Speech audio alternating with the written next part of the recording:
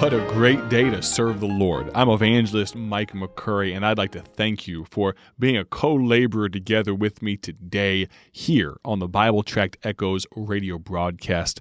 As the director of Bible Tracts Incorporated, it's such a joy to be speaking to you. I truly do mean that.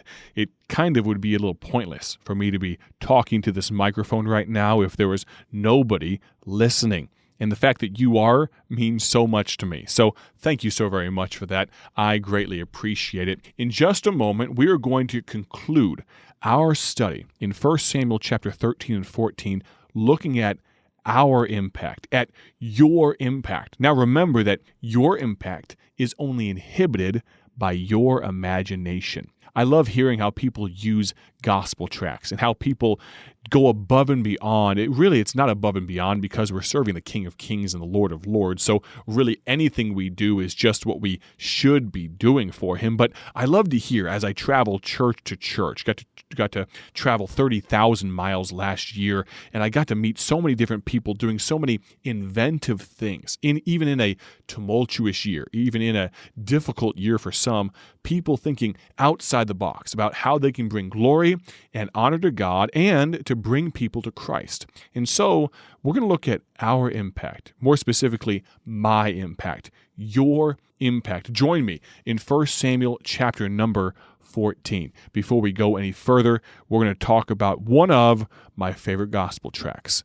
I'll let you take a guess. Which one do you think it is? Well, it's called this, Infant Baptism, with a question mark. More like infant baptism, and the little tagline at the bottom says, what does the Bible say?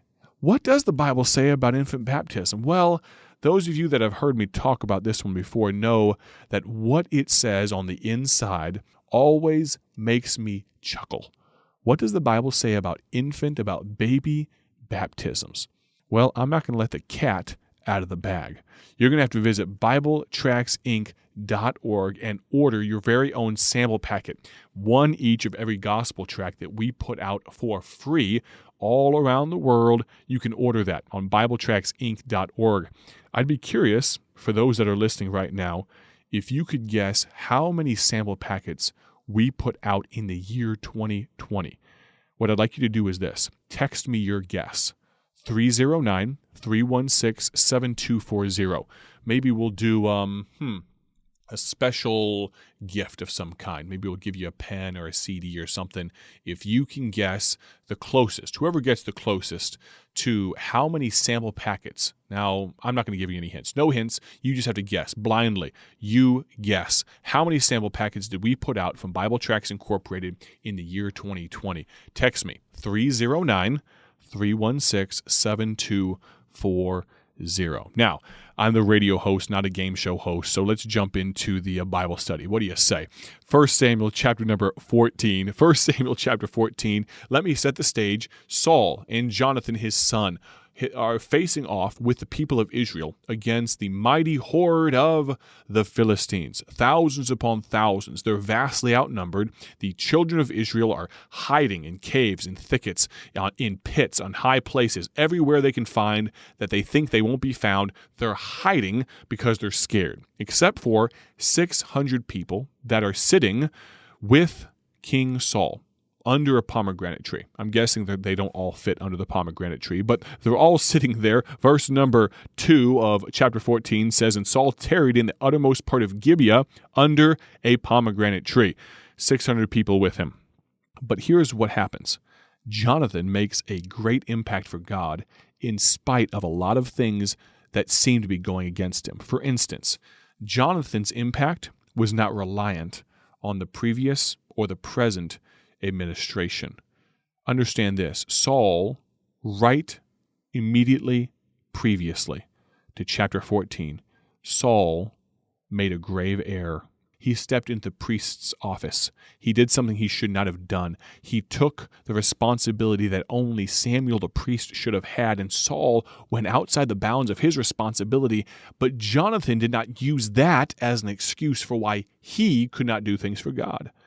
He was not restricted. Jonathan was not restricted by the power of his army, weak though it may be. Remember that Saul and Jonathan, they're the only two people among all the people of Israel that had any sort of legitimate tools of war. They were the only ones with swords. Everyone else had agricultural implements, farming tools.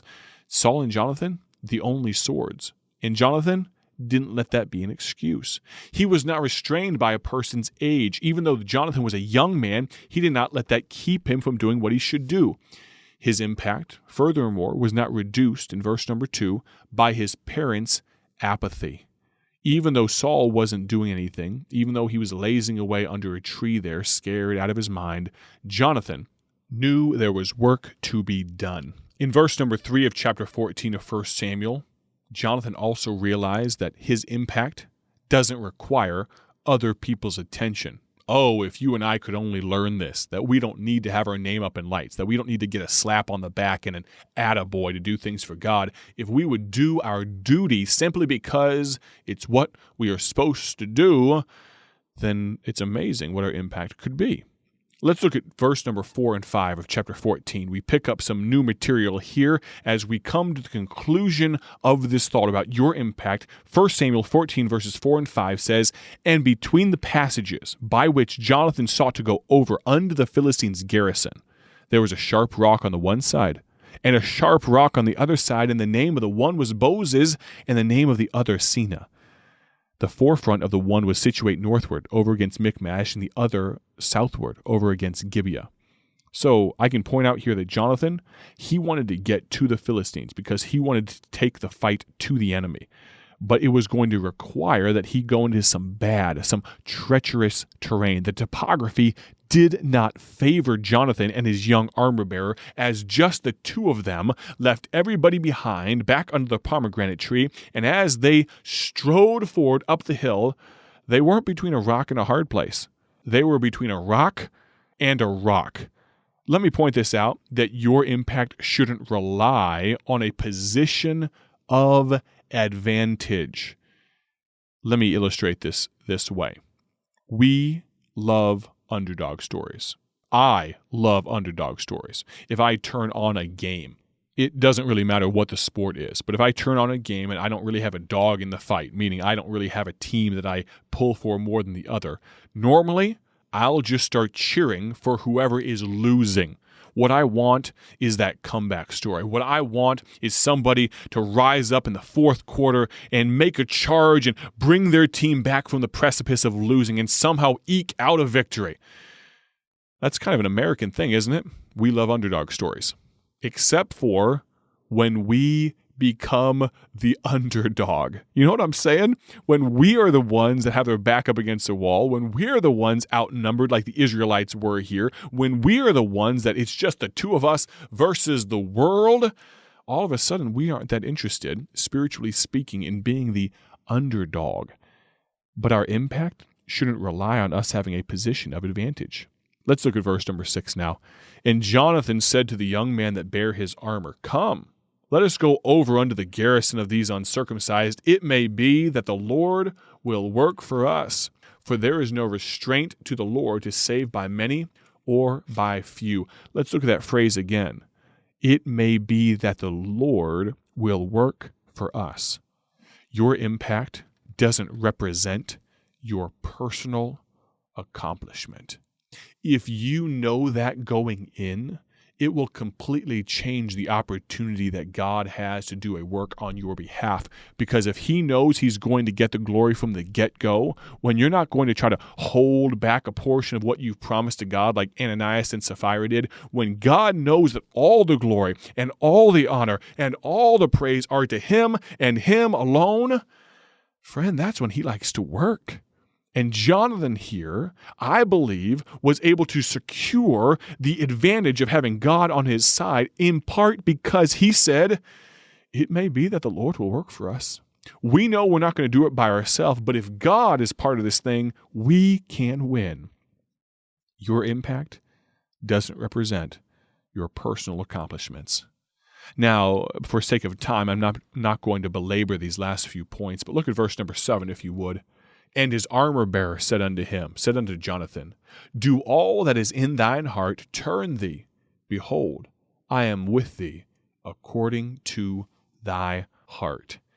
Before you make an impact, I'd like for you to reconsider the position of armor-bearer. What I mean by that is, God doesn't always need all of us to be Jonathans.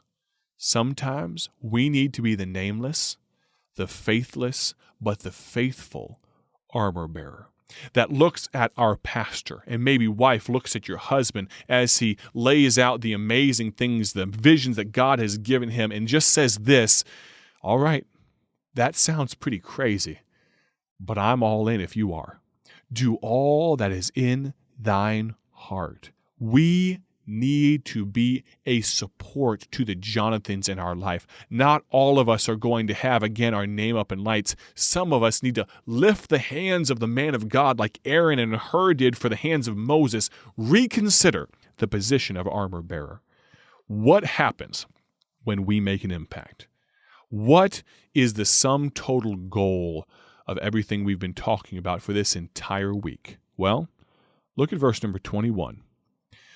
Moreover, the Hebrews that were with the Philistines before that time, which went up with them into the camp from the country round about, even they also turned to be with the Israelites that were with Saul and Jonathan. For time's sake, let me explain it this way.